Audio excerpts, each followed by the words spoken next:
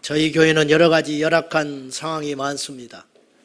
그럼에도 여러분들이 잘 인내하시고 또 원근각회에서 와서 예배하게 되셨는데 그만큼 수고하고 희생을 치렀기 때문에 오늘 이 한 번의 예배를 절대로 소홀히 여기지 마시고 하나님 앞에 생명을 거시기를 바랍니다.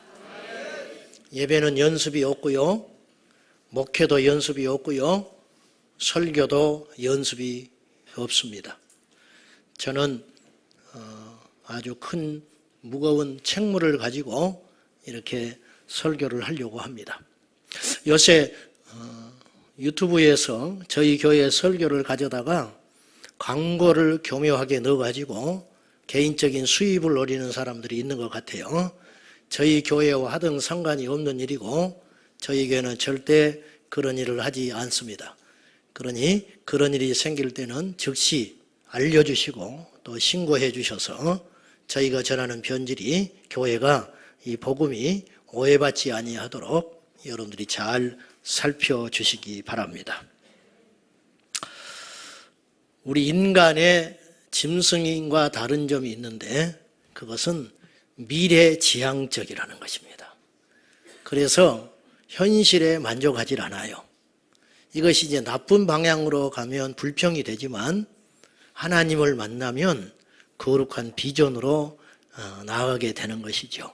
그 참 중요한 하나님께서 우리 인간을 창조하실 때 그러한 영적 DNA를 심어 놓으셨다. 저는 그렇게 생각합니다. 특별히 예수 그리스도를 믿는 우리들은 현재의 삶에 일비일이하지 말고 우리의 미래를 바라보는 안목이 반드시 있어야 됩니다. 1970년대 중반 한국 사회에 흑백 텔레비전도 다 보급되기 전에 삼성 이병철 회장은 아주 큰 결정을 하나 해요. 그건 뭐냐면 반도체 사업을 하기로 그 사업에 주변에 손가락질을 뒤로 한 채 자기 기업의 운명을 걸고 그 사업을 시작합니다.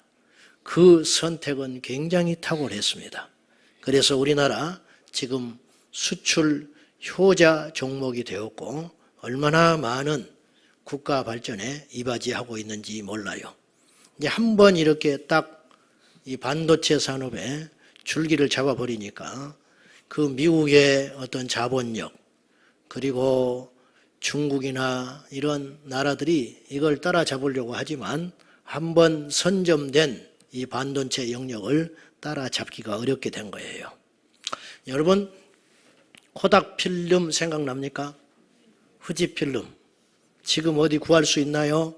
없어졌지요. 이들은 20여 년 전까지만 해도 전 세계 필름 시장을 양분했던 회사들입니다. 근데 이들은 미래를 위해서 투자하지 못했어요. 이 필름 시대가 영원할 줄 알았어요. 그래서 디지털 카메라가 나왔을 때 코웃음을 쳤습니다. 그런데 곧 깨닫게 됩니다. 자기들이 늦어버렸다는 거.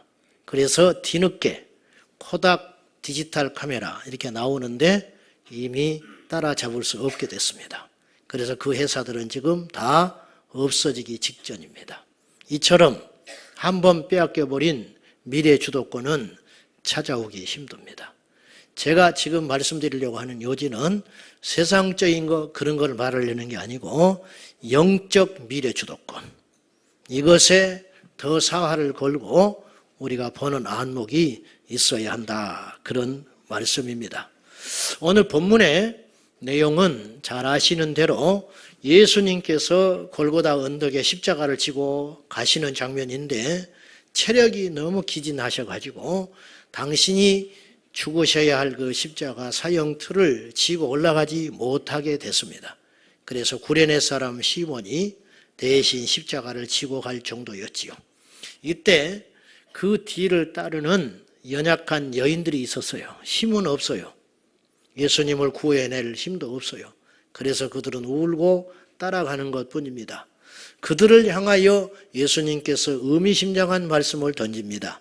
나를 위해서 울지 말라. 이건 어찌면 당연한 말씀이에요. 예수님을 위해서 울어줄 이유가 없지요. 예수님이 지금 힘이 없어서 죽으시는 분이 아니니까 나를 위해서 울지 말라. 너희와 너희 자녀를 위해 울라. 이렇게 주님이 말씀을 하셨어요. 그런데 왜 너희의 자녀를 위해 울라 했을까?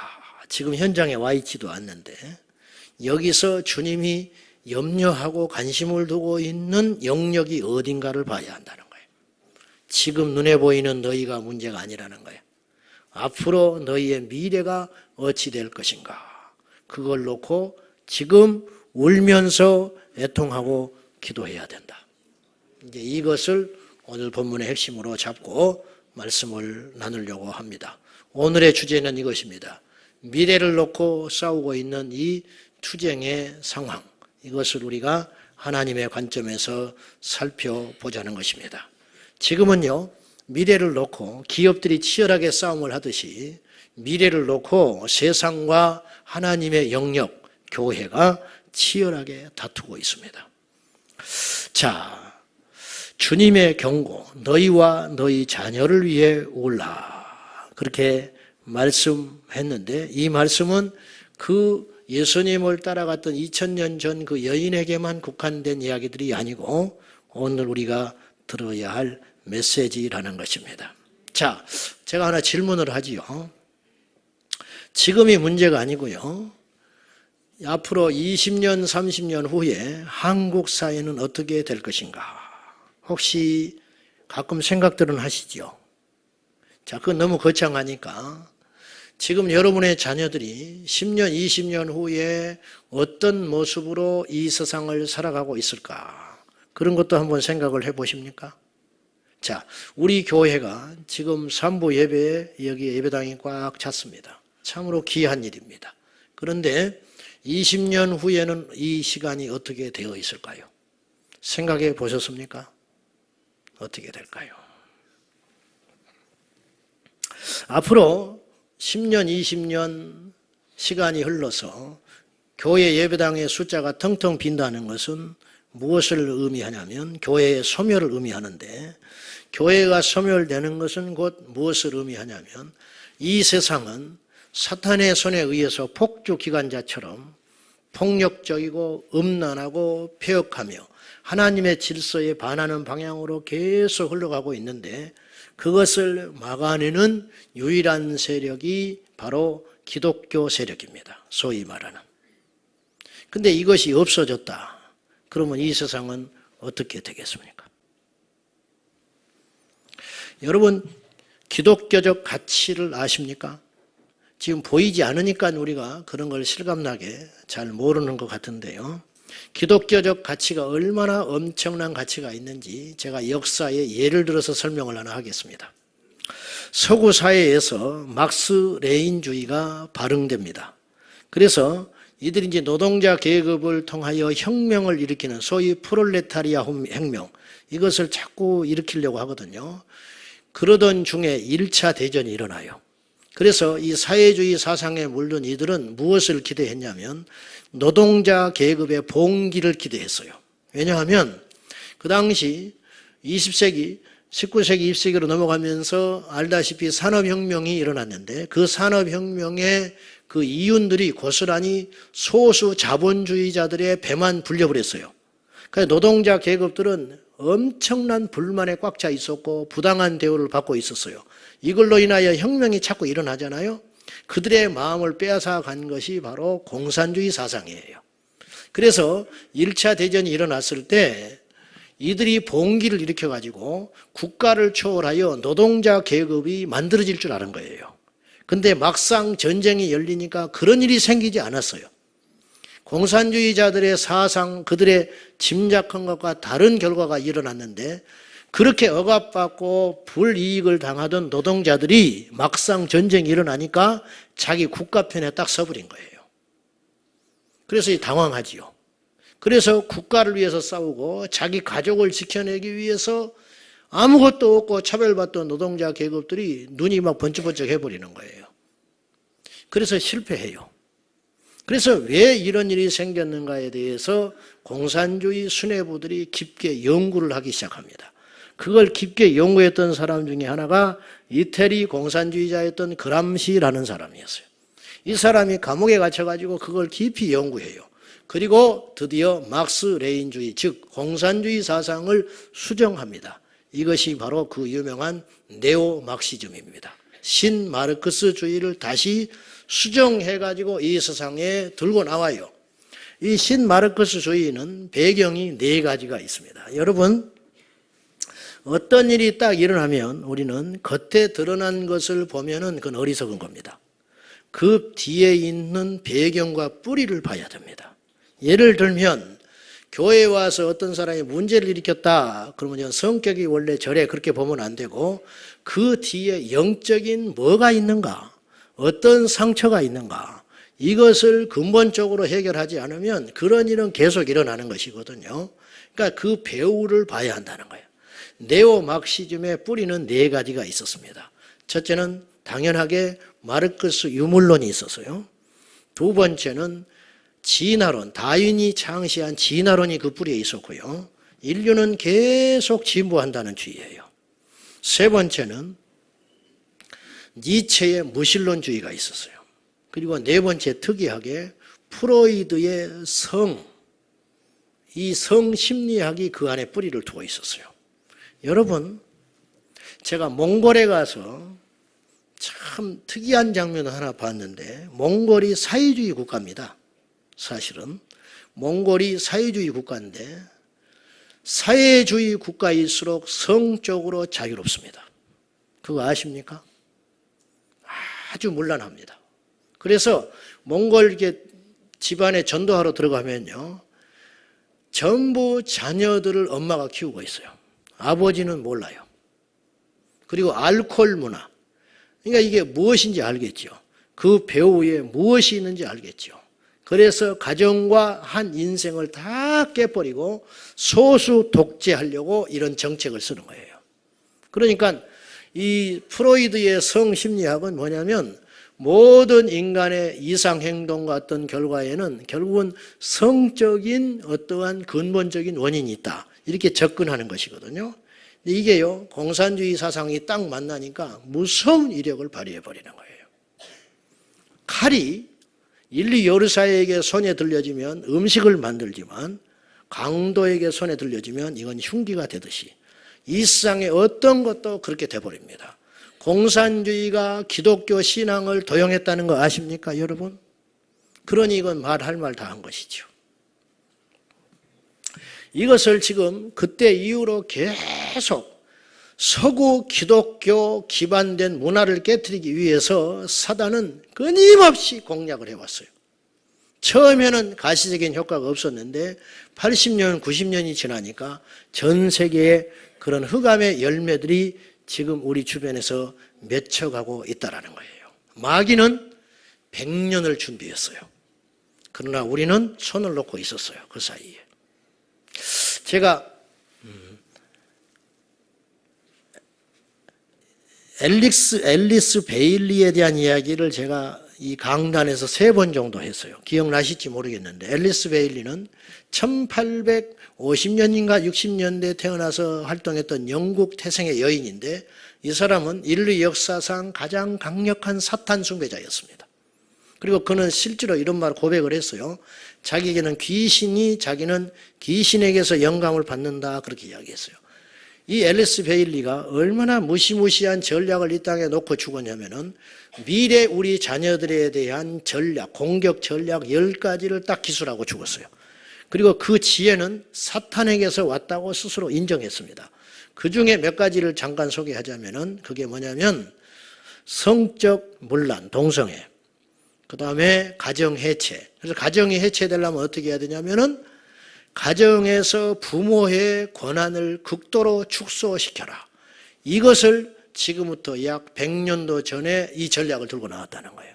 그 가부장적이고 봉건주의적인 사회에서 그것을 들고 나왔어요. 그리고 페미니즘도 그때 당시 이미 이야기했어요. 그 결과 가정에서 아이들의 키가 엄청 세져 버렸고 부모들은 그들을 장악하지를 못하게 됐어요. 지금 우리나라가 다 그렇게 돼버렸습니다. 지금 학교에서 인권을 들고 나와가지고 아이들한테 뭐라고 가르치고 있냐면은 엄마가 너는 여자니까 설거지 해야 돼. 설거지 좀 해. 그러면 너는 거부해라. 이렇게 가르쳐요. 왜 내가 설거지를 해야 되냐는 거예요. 여자라는 이유로, 딸이라는 이유만으로 집에서 엄마 말에 따라서 설거지하는 것을 부당하게 여기고 그것을 듣지 않거든 고발해라. 인권센터에. 이렇게 가르치고 있어요.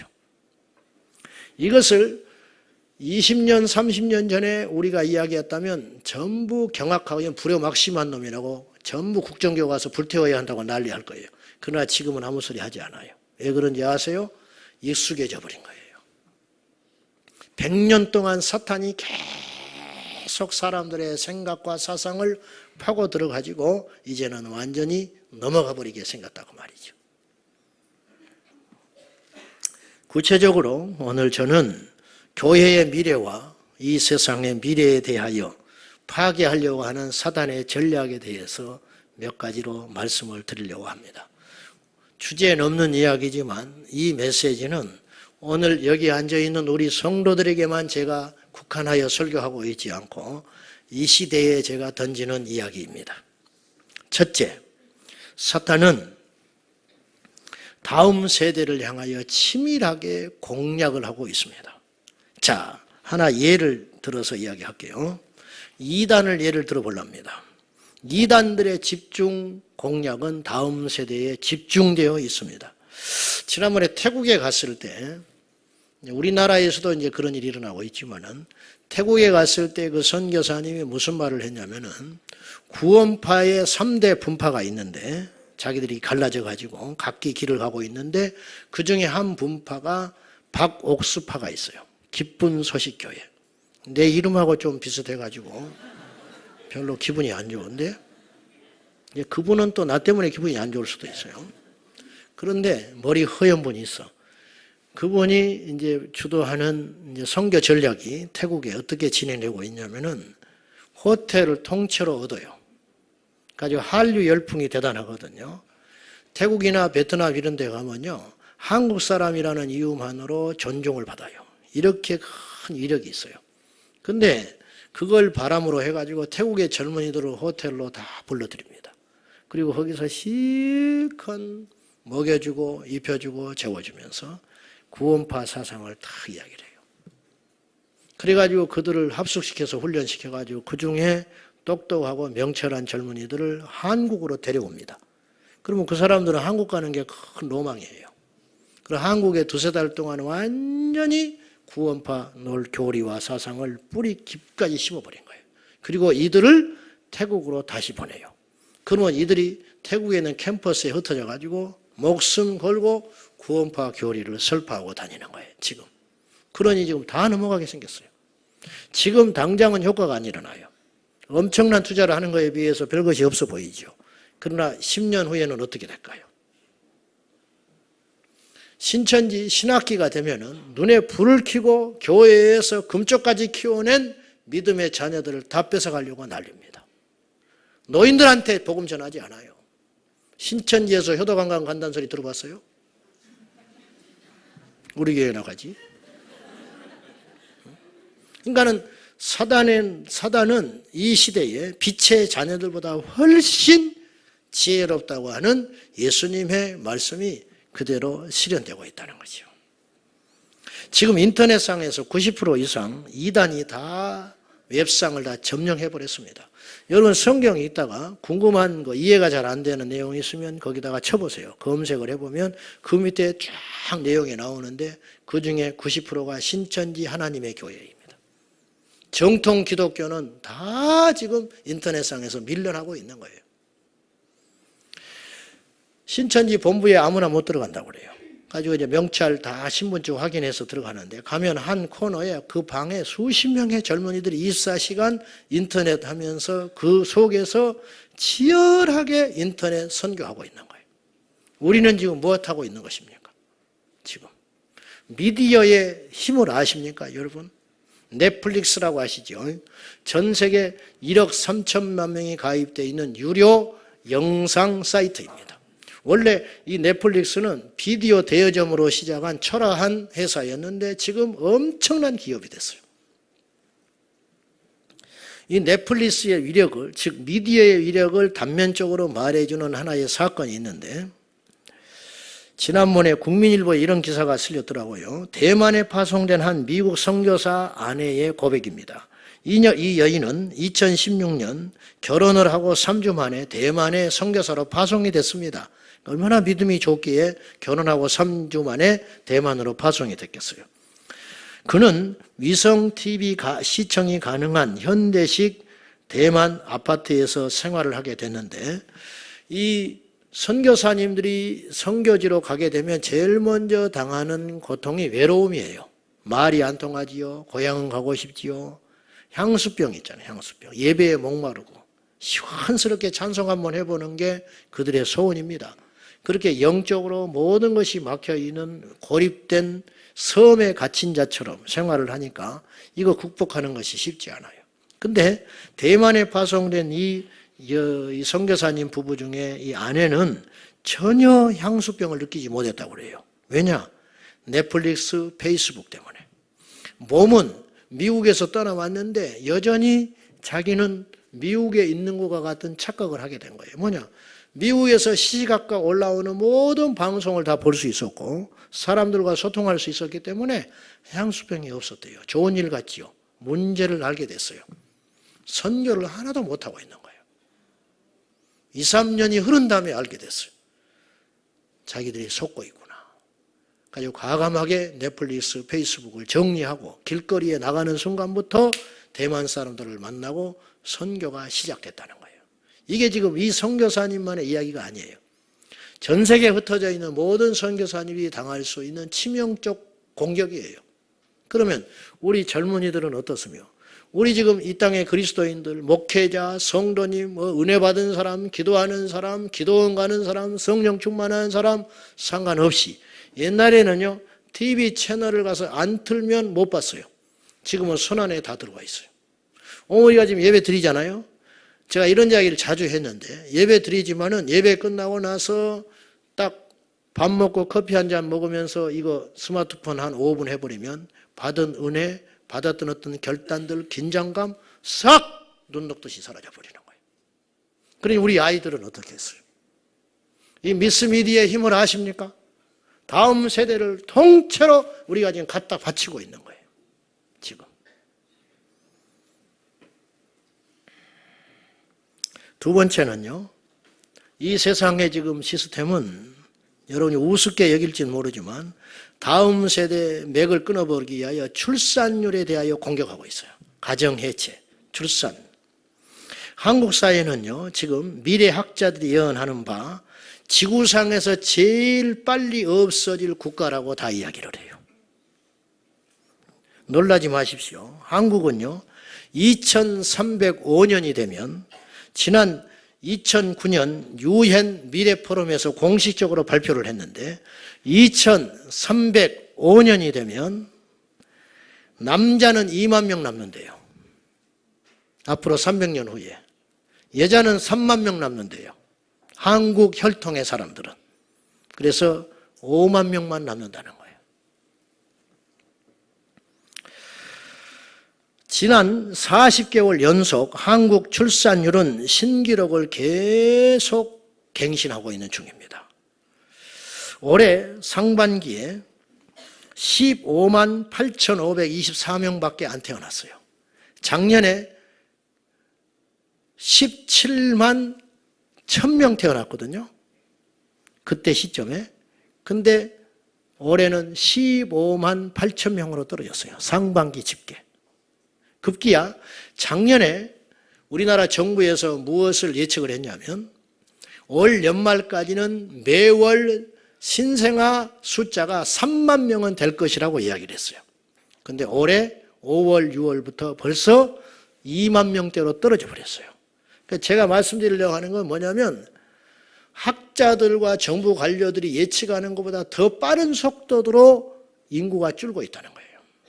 그래서 지금 우리나라 출산율은요, 이걸 이제 보통 합계 출산율이라고 그러는데 2017년에서 17년에 통계 1.05%였어요. 이게 무슨 말이냐면은 가임 여성, 임신할 수 있는 나이를 49살까지 흔히 본다는데 한 여인이 평생 살면서 우리나라는 1.07명을 낳았다는 거예요. 작년에 가능이. 근데 올해 0.98로 떨어져 버렸어요.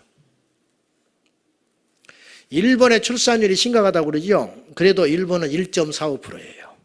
근데 우리나라는 지금 지구 인구 국가 중에 유일하게 0점대로 떨어진 국가가 우리나라예요. 0.98%.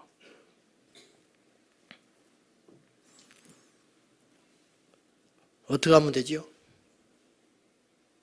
강 건너 불인가요? 그런데도 낙태법이 통과됐어요. 그러니 이제 아이를 더 없애버린 일이 더 생길 거예요. 이대로 가면 대재앙이 오는 것이에요. 유엔 보고서에서 아주 자존심 상하고 끔찍한 발표를 2006년에 했어요. 유엔 미래포럼 2006년에서 2065년이 되면 한국 경제는 저출산 때문에 중국 경제에 흡수돼 버릴 것이다 그랬어요. 기술력이 떨어져서 그런 게 아니고 일할 수 있는 노동 인구가 없기 때문에 결국은 중국에 예속돼 버리고 말 것이다. 국방, 경제, 문화 다 무너지고 마는 것이에요. 그런데도 우리나라는 지금 현재 페미니즘의 영향으로 그러는 것인지 모르겠지만 사회 전반적으로 지금 잘못된 이 예수님을 모르면요 절대 이런 생각을 할 수 없어요. 여러분, 여성들이 결혼에 대하여 어떤 생각을 갖고 있는가 물었을 때 98년에는 67.9%가 결혼을 해야 한다고 답을 했어요. 그런데 지난 2018년에는 뭐라고 답이 돌아왔는가 하면 무려 24%가 떨어졌어요. 그래가지고 43.5%만 결혼에 대해서 긍정적인 마음을 갖고 있다. 결혼을 뭐하러 하느냐. 그래서 영화가 이런 영화의 제목이 나왔어. 결혼은 미친 짓이다. 이런 영화가 상영되고 있어요. 지금 가정해체가 급속도로 일어나고 있는데 한국 어린이들이 부모님과 함께하는 시간이 OECD 국가 중에 최하위입니다. 전부 맞벌이 학원으로 돌리느라고 하루에 자녀들이 부모님과 함께 밥 먹고 지내고 이렇게 대화하는 시간이 우리나라 평균이 얼마냐면 48분. 근데 OECD 평균은 151분이에요. 그러니까 못 따라가는 거예요. 그들을 못 따라가요. 특별히 아버지와 자녀의 대화는 하루 중 6분입니다. 6분. 6분도 안 내는 일도 태반으로 많은 거예요. 그러니 어떻게 경쟁에서 이길 수 있겠어요? 여러분, 가정이 얼마나 중요한지 아십니까? 이건 뭐 두말할 것도 없죠. 히틀러가 가정의 피해자입니다. 히틀러가 좋은 가정에서 태어났다면 히틀러가 안 됐어요. 히틀러는요, 그 아버지가 아주 완고한 독일 공무원이었어요. 그리고 결혼을 3번을 해요. 그런데 히틀러는 20살 이하 아래에 친조카와 근친을 합니다. 그래서 태어난 인물이 히틀러예요. 그래서 위에 삼형제가 근친으로 나가지고 일찍 죽어버려요. 그리고 하나 살아남았는데 그 이가 히틀러예요. 근데 히틀러는 악마의 재능을 갖고 태어났는데 탁월한 연설 솜씨, 그걸로 독일을 완전히 사로잡아 버려요. 근데 그 나쁜 유전이 그대로 피 속에 히틀러에게 유전돼요. 그래서 히틀러도 역시 그의 조카와 근친을 합니다. 히틀러는 원래 미술학도였어요. 그래서 화가가 되기를 원했고 실제로 오스트리아 빈에 가가지고 미술학교에 지망을 해요. 미술예술대학에. 근데 떨어집니다. 떨어져가지고 자존심이 상한 이 히틀러는 떨어졌다는 걸 절대로 가족에게 알리지를 못해요. 왜? 그 아버지는 공무원 되기를 원하고 있었거든요. 그래서 한 번 더 시험을 봐요. 재수에서. 근데 또 떨어져요. 역사의 가정이나 어떤 결과를 가지고 말할 수는 없지만은 히틀러가 빈에 있는 미술학교에 들어갔다면 2차 대전은 없는 거예요. 만약에 그 외롭고 방황하는 히틀러를 누군가 곁에서 멘토링할 수 있는 건실한 사람이 한 사람만 있었다면 히틀러는 태어나지 않았을 거예요. 여러분, 얼마나 한 사람이 중요한지 아십니까? 우리 교회 젊은이들이 악마가 될 수도 있고 하나님의 손에 붙들린 종이 될 수도 있는 거예요. 얼마나 중요한지 아십니까?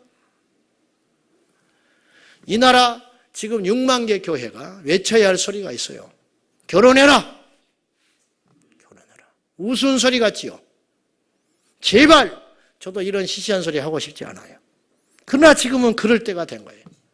이 땅에 6만 개 교회가 끊임없이 우리 청년들이 건강한 문화를 가지고 결혼하고 생육하고 번성하면 이 나라는 다시 부흥할 수 있어요. 그러나 이것이 무너지고 있다는 거예요, 지금. 불신자들은 노세 젊어서 노세예요. 그러나 우리는 그 노래를 부를 수 없어요. 오늘 눈에 보이는 것이 전부가 아닙니다. 우리의 미래를 준비해야 하기 때문에 100년을 준비해야 되기 때문에 예수님이 언제 오실지는 모르지만은 우리 다음 세대에 이 악하고 폐역한 이 세상의 문화를 물려줘서는 안 되기 때문에 우리의 사명이 지금 너무도 크다는 것이에요. 우리 젊은이들이요, 빨리 결혼하시오. 좋은 말 할 때 빨리빨리 결혼해. 셋씩은 낳아야 돼. 셋 난다고 약속할 때 내가 주례한다. 주례. 지금 웃고 있지만은요, 이게 웃는 게 아니에요, 지금. 어떻습니까, 여러분? 네? 이게 너무너무 심각한 상황이다. 그런 말이에요. 이혜령 교수는 이런 질문을 받았어요. 선생님 행복하십니까? 이혜령 교수가 이런 말을 했어요. 나는 20대 때 만난 그 여인과 지금까지 결혼 생활을 유지하고 있습니다. 그래서 나는 몹시 행복합니다. 나라고 왜 그 여인과 좋은 일만 있었겠습니까? 권태기도 있었고 뜻이 맞지 않아 다투기도 했습니다. 그러나 나는 20대에 만난 이 여인과 가정을 지금까지 꾸려올 수 있어서 나는 몹시 행복합니다. 결혼을 사랑의 무덤이라고 하던가요? 그렇지 않습니다. 결혼은 사랑의 완성입니다. 그렇게 이야기했어요. 세 번째는 교회의 미래에 대한 공격입니다. 지금 한국교회는 엄청나게 노쇠화돼 버렸어요.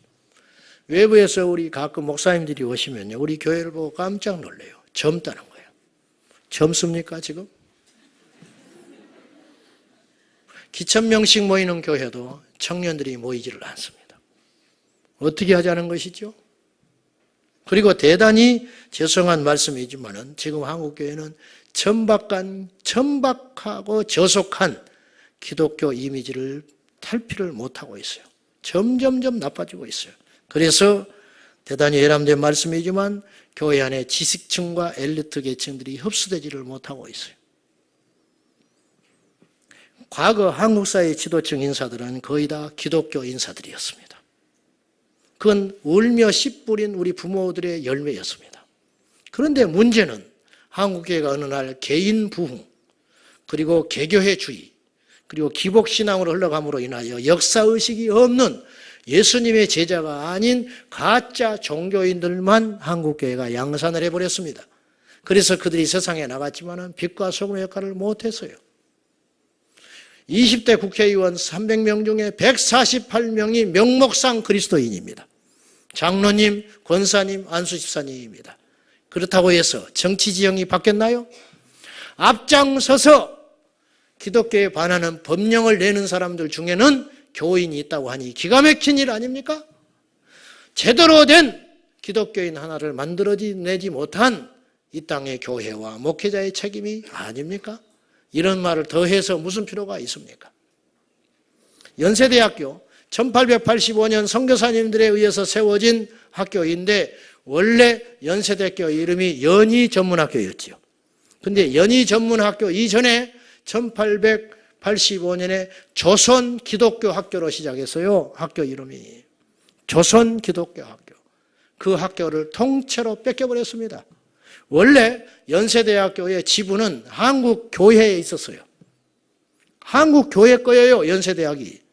근데 교인들이 실력이 없으니까, 목사님들이 실력이 없으니까 연세대학교 통째로 세상에 뺏겨버렸습니다. 그래서 이사의 규정을 바꿔버렸어요. 바꿔가지고 이제는 기독교 선악에서 완전히 떠나버렸어요. 중앙대, 명지대 전부 기독교 재단이었는데 아무런 힘을 쓰지 못하고 있습니다. 왜냐? 실력이 없는 거예요. 연세대학교 입학식 할 때 채플 예배 드립니다. 학교에 정기 교목이 있고 교목실장이 있고 예배를 정기적으로 드립니다. 그러면 뭐합니까? 세상적 사고가 파고들어 있는데, 최근에 연세대에서 있었던 일 아시죠? 젠더 인권 교육을 내년에 신입생들에게 필수 교육으로 하겠다고 연세대학교에서 그걸 하겠어요. 다른 학교는 다 해도 연세대학교는 하면 안 되는 거예요. 근데 연세대학교가 제일 먼저 하겠다고 덤벼들었어요. 젠더 인권 교육 하겠다. 들고 일어나니까 슬며시 바꿨어요. 필수가 아니고 선택으로 하겠다. 근데 그것이 그것이지. 언제 또 들고 나올 줄 알아요. 이것이 이 땅의 현실이에요.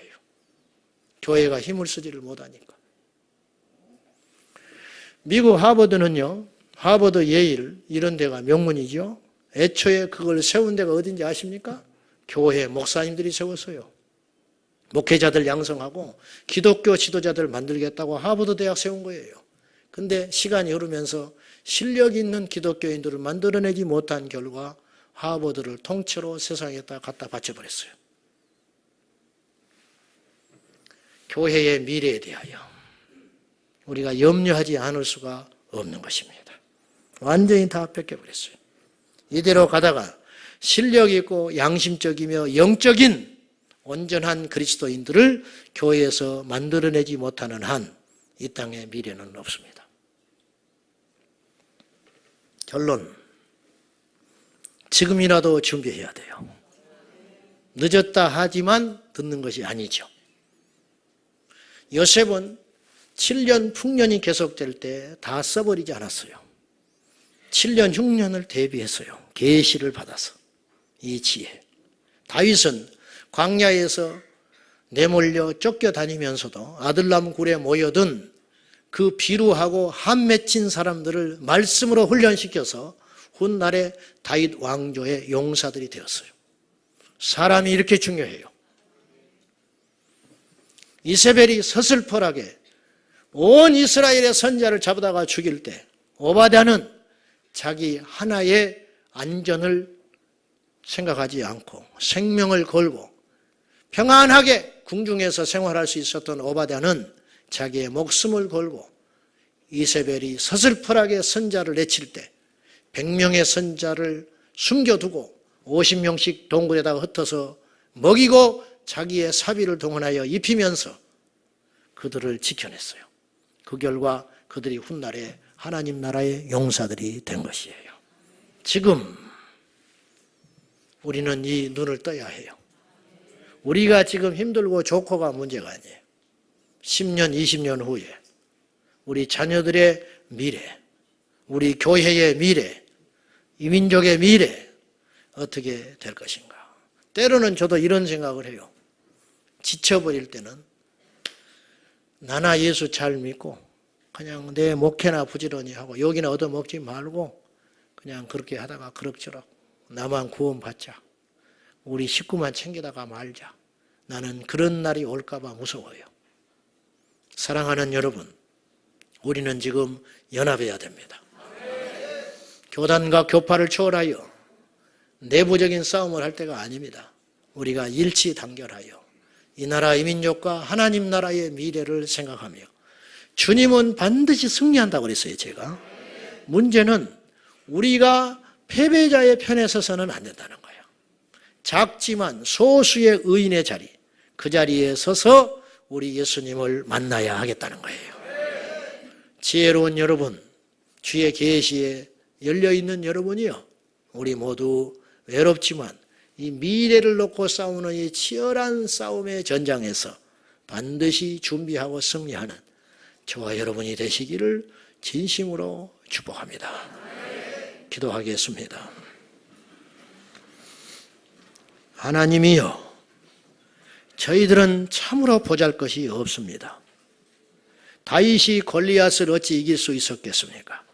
그러나 우리 주님의 이름으로 능히 승리하였듯이 세상 움직이고 돌아가는 현상을 보면은 어느 것 하나 우리가 이길 수 없을 것 같지만은 기도하는 용사, 믿음의 용사, 십자가의 용사는 반드시 하나님이 함께 하셔서 승리할 줄 믿습니다. 주여 깨어나게 하시고 깨어있게 하시고 주의 계시 받게 하여 주셔서 준비케 하옵소서. 예수님의 이름으로 기도하옵나이다. 아멘.